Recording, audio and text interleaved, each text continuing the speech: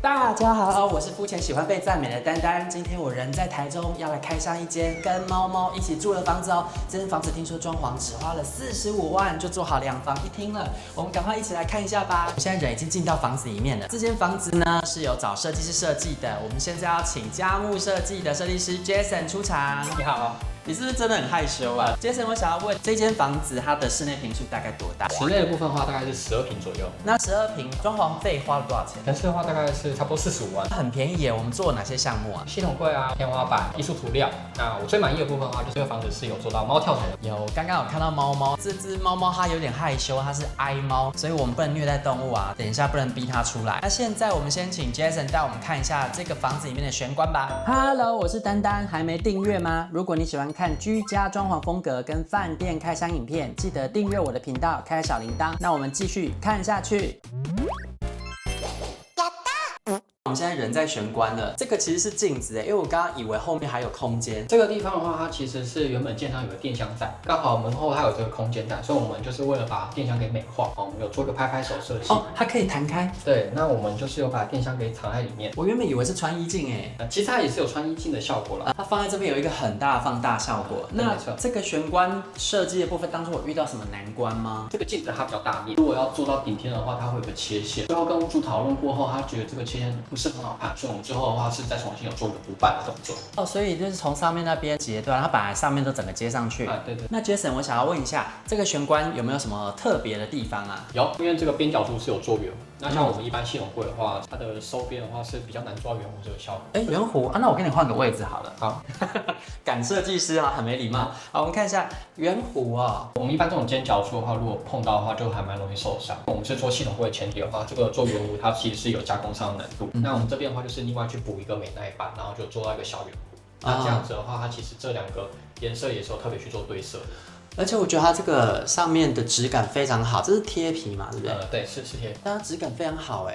那鞋子的部分就是放在这整座的话，其实都是鞋柜的。对，那我们这边打开来，这边都有做到那个透气孔。这很重要，因为我之前有去朋友家，他们就是施作的时候忘记透气孔这件事了。对，像鞋柜也蛮常做到像这种制作活动层板，业主他有靴子啊，就是可以这样子可以调整它的这个高度大小。然后如果没穿靴子，他自己再加一个层板，可以多放鞋子。对。然后下面这边就是回来直接要。对，就是我们可能一些比较常穿的室内拖啊，或者是说出门外出的常穿的鞋子的话，都是可以放在下面。那等于说我们要这样脚一踢，我的鞋子就可以很顺的放进去。上面的话，这个就是污衣柜。像我们一般进门的时候啊，就是可能有一些脏掉的大衣，我们就是要有个地方去挂着。这个污衣柜它比较特别，就是说，因为我们现在一般小宅来说，衣柜的深度都要60公分，但是因为它这边真的深度不够，所以我们的衣服的话就是以正挂的方式，然后它这个是有做到伸缩的拉开，可以拉出来。这样子的话使用上也会比较方便。我看到这个跟系统柜，它是整个延伸过来，它是一个很大的收纳。对，那这边当初设计上有什么考量吗？其实因为它的电视墙比较小，客厅的杂物跟收纳的话都会在这面墙。好，那这面墙的柜子我们就有做比较深。好，那像我们打开这个柜子来看的话，预留个插座。这边是吸尘器的家。对。只是现在还没有摆进来而已。是。这个因为这个房子很新啦，屋主他应该才刚准备要迁入而已。我看他开始在搬东西进来了。那大家看他们这个家很厉害，因为它超挑高，上面是有做天花板的，45万呢，就全室都做天花板嘛，对不对？可是做完天花板，居然还看设计师在这边，然后看这个距离，我这样是在霸凌你啊？然后所以这个是系统柜拼接，然后旁边就是猫跳台，对不对？对这个猫跳台的话，因为刚刚有讲到我们的系统柜它是比较难做到圆弧加工，所以这个猫跳台的部分其实是木座搭配系统柜的方式去把它做出来的。因为它这个整个框的话，它是用系统板去做。因为系统板应该没办法做圆弧吧？因为上面有个圆弧对，这是特别做的。对。然后猫猫可以从下面这样子跳，一路延伸到整个电视墙上面。对。好想看它在上面跳哦。但是他今天不上工，我们没有带那个点心来贿赂他。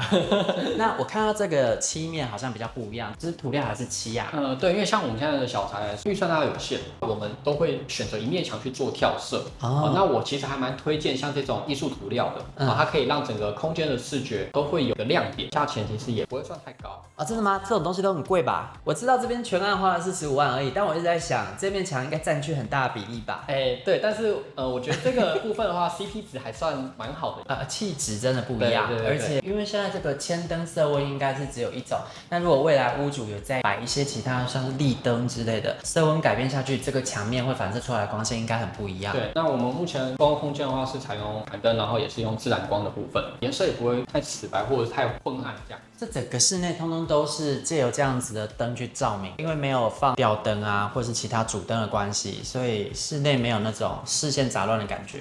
对，而且有一种放很大的感觉，因为你刚刚说室内12平，但我觉得这整个空间感很宽敞。因为这个空间它有蛮大的优势，是它其实有做到挑高，整个其实看起来就还蛮宽敞的，它本身条件其实也不错。我刚刚有看到它这边洗手台好像是坐在外面的。对，因为建商它原本预留的话，就是它的洗手台是在外面没错，可是这个墙的话，它是另外做出来的啊。因为如果说没有做出这面墙的话，电视买不到50寸。其实原本墙面只到这里，然后这整个是接出来的。这台电视它是多大？55吗？对，因为你这样子把它补过来，它就可以再放大一点。对，而且我看这个，其实你要放到75应该也没问题。有点太夸张了，但是目前在看下来的话是55是差不多。因为我看这个面宽大概是大概是2.8米左右。坐在沙发上看，我觉得极限大概就是最多65寸，但如果比较有压迫感，就是55寸的。对，所以你把它延伸过来之后，现在可以放那么大台的电视了。对。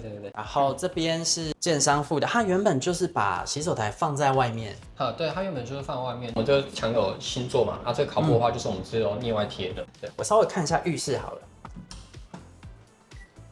哇，真的小宅的浴室就是会比较紧凑一点，可是我觉得它这边通风感蛮好的。我家的浴室也这么小，可是就没有这么通风了，我只能用那种室内干燥机。那我们现在再来看一下它厨房的部分吧。这个餐厅的位置是我最喜欢这个案子的地方。我好奇这个层板当初也是打算要让猫猫跳的吗？如果说这边做柜子的话，它跟这个厨房的距离就会太近，可能连餐桌都没办法放。我们为了满足餐桌的需求，那我们等于说层板上面是放一些调味料啊，这样子至少还有个简单的置物空间。我觉得屋主也是蛮有决断的，因为很多人呢，因为小宅，他会更想要把收纳做好做满。对，可是要这样子大刀阔斧了，放弃一整面墙，然后保留一个很悠闲的空间感。屋主他是本来就决定说，我不要做那么多收纳，还是说是你们有去劝他？其实因为我们在画图的时候就会先出3D 图，那其实如果他看到3D 图的时候，他就对于空间有个想象。那如果说有比较说，这边做完电器跟放餐桌的效果的话，他就大概有个感觉。对，我好羡慕哦，这边整个氛围感很好，就完全不像是住在12平的小宅里面啊。厨房这边有什么设计到的地方吗？因为像他刚刚有讲到说天花板比较高，好，那可能它的厨具跟它的这个地方是梁，它有个间距，因为现在已经包起来了，不然原本它这边的话有个抽油风管，那我们就是有另外去做系统柜，然后去做对射完之后，我们把那个风管跟窗帘合的地方把它藏起来，就整个把它做到满，所以本来建商就只附到那边而已，然后上面的部分是梁，所以是把中间这一块接起来。对。除此之外，这边是有做窗帘盒嘛？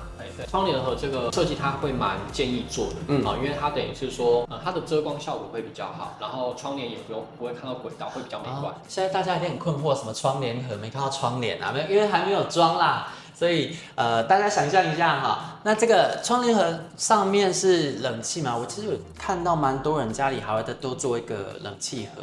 那这边就没做。对，因为刚刚我讲了，就是冷气盒是会有一个回风空间。那因为它天花板够高，所以上面的回风空间是够的，我们就不用另外再开一个洞。那我们现在最后去看一下卧室吧。Go。那我们现在来揭晓这一案的卧室。我们今天不会拍到客房，对不对？对。那其实45万装潢是包含客房。那没有拍的原因不是说不能给大家看，因为现在里面很多杂物。那我们去看卧室好了。卧室现在是收得很整齐了。哇，这卧室也比我的大。上面这个也是为了延伸猫跳台的设计理念吗？是要给猫进来跳吗？因为我们原本的初稿，业主他是有想要做上下吊柜，看完设计图的时候觉得，上面的柜子这样子，它看视觉效果感有点压迫，所以我们之后就是改用层板，然后可以让它置放一些业主想要的一些装饰品。看到上面那边其实它是有一点点压梁，对不对？对。所以其实就前面做这个床头收纳，把它往前推，那里面收纳是做到底吗？对，它这边的话，它是做上掀的板子，那我们这个收纳就是就是这样拉开来的时候，它里面就可以藏一些过季的棉被啊，或者是说衣物这样。然后旁边又做了哇，系统柜上面就又叠了一层哎。房间衣柜，如果说预算够的话，就会蛮建议去做一个叠柜啦，因为房间可能有些棉被啊，这些东西要去做收纳。啊，我看到了耶，它这边也是有做这个窗帘盒。对。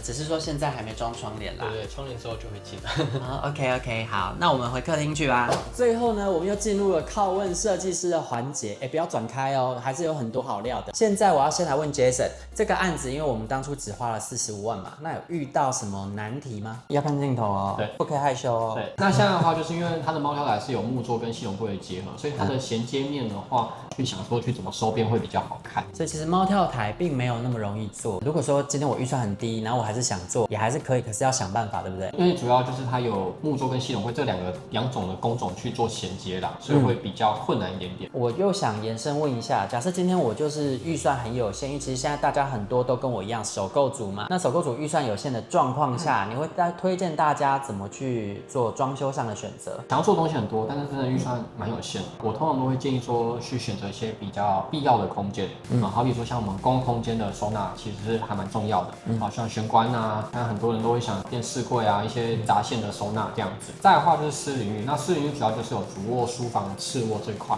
那像主卧的话，就会比较是首推，就是要去做至少衣柜，用做系统柜的方式，因为可能主卧嘛，就是可能有夫妻2个人，那他可能衣物量会比较多，用系统柜比较符合空间。也不会说就是受限于它的尺寸这样。要先把预算花在刀口上，因为像软装的搭配的话，它其实也是一个亮点。因为很多像我们这个区间的预算的客人，其实做出来的样式都差不多。那软装部分就很凸显出自己屋主的一个个人个性，做空间上的点缀。那根据刚刚 Jason 的说法，我们现在这一个案子，它的预算分配比例上是怎么去分配的？占比的话，还是系统柜占到了3成，剩下的7成大概就是在木座啊、水电啊。这些其他的功效，因为我们这边又做了全室的天花板嘛，所以这个木座应该蛮贵的。木座的话，也是在这个安全中占一不小的部分啊。对，我觉得钱都有花在刀口上，因为这天花板做的很有质感啊，它让整个空间变得没有那么狭窄。我想要再问一下 ，Jason， 你刚刚有提到说硬装把钱花在刀口上，主要的预算呢拿来用买软装的方式提升整体的质感。那软装你们也是会给建议的吗？软装的话，我们是可以给建议但是大部分的话，屋主他可能像都有自己比较偏好的品牌，每个人对于沙发的坐感家具的质感的标准也比较不一样那通常都是业主他有挑选他喜欢的品牌，然后可能把官网连接给我们，然后我们帮他去协助挑选他喜欢的样式，装潢搭配起来的材质。如果业主有自己喜欢的一些家饰品牌，可能来问你，因为其实就算是同一座沙发，也会有很多不同颜色跟材质的布料可以选。然后你可以给他建议，让他把这个沙发的材质跟室内装潢搭配起来。对。那这会额外收钱吗？这个部分的话就是处于服务性质所以只要跟我们我们都不会另外收费。找他问起来，他自己说的哦。最后要来问了，你们的服务项目有哪些？我们大部分都是以小资族为主要客群那当然就是说比较可能。几百万的状况，我们也是有相关经验。小资主的话，大还是我们主要客群，相对来说，我们的设计费也会比较便宜。那我们品牌的初衷的话，也是希望让每一个人都有享受设计的权利不管是说你要请我们设计，找亲朋好友装潢，或者是让我们设计跟工程一起做我们都有相关的服务。就是 3D 就是我们设计的部分都有包含到 3D 图、施工图，该有的图面我们都会提供到这样子。我听到几个重点，首先第一，很便宜，很便宜是多便宜？这个就不方便。人家说很便宜，结果到时候大家去问不便宜，找他，不便宜的话找他哦，不干我事。那你说首先很便宜之外，又给3D 图，对，真的会给？我们的卖点就是因为像外面来说的话，3D 图都是以张数来算，对，而且很多是要额外再收费。像以这个案子来说的话，就是业主因为看了3D 图，所以避免掉他很多会觉得很 NG 的设计这样。所以其实你们一开始就借由图面已经彼此都达成共识了，对，所以后续装修的部分不太有发生什么业主反悔的状况。比较不会。